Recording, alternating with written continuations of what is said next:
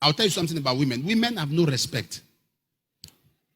Let me explain what I mean. You see, if I just talk now, you take it out of context. Let me explain. Women have capacity to disrespect you. They are wired that way. It's in them. They have capacity. A woman you marry, what is there about you? She has seen everything. Who are you? They have capacity to disrespect you. It is who they are. The only thing that will make a woman continually look up to you is when there's something you have she doesn't have. When she needs to make decisions and she run out of ideas, she needs to look up to you to give her one. So stop saying your wife is looking down on you. She's looking down on you because you are down. If you want her to look up to you, come up. There must be something. When you are married to somebody and she still have to make decisions by herself, have to take steps by herself, she has no regard for you. So don't say you are being disrespected. You are not productive. You are not creative. There's nothing.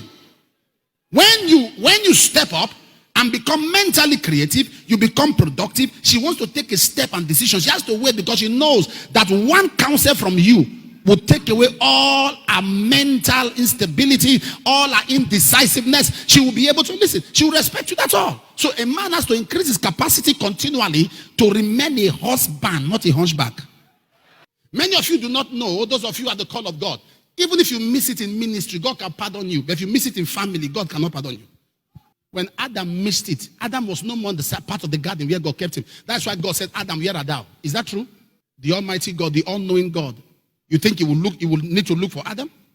He knew where Adam should be. But why did God ask Adam, where art thou? Because Adam was not where he was supposed to be. What was the debate? It was debate of marriage.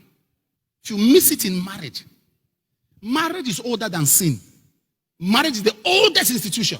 If you get married to the right person, you have won 80% of the battles of life.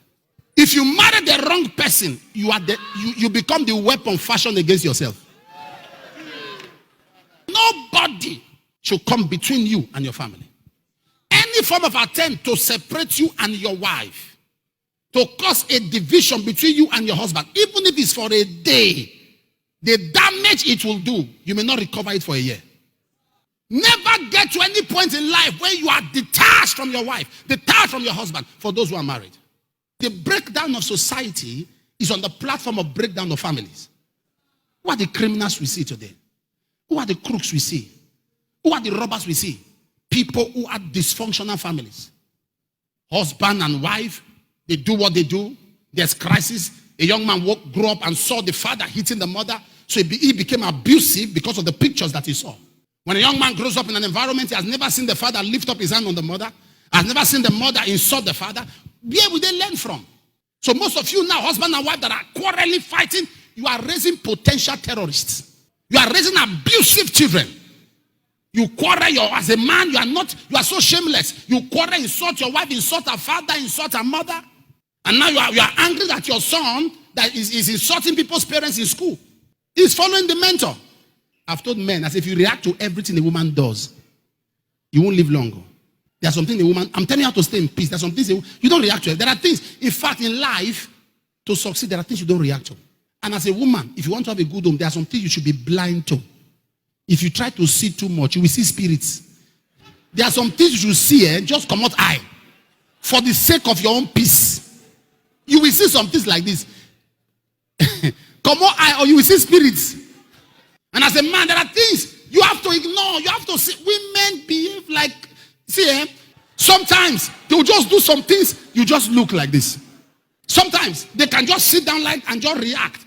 It's like a woman that's pregnant. Have you stayed around the pregnant woman? Different pregnancy, different characters. If a man has had like 4, 5, 6, 7 children, he's a man. Because different pregnancy come with different. You can just sit down like your wife will tell you, I want to eat something.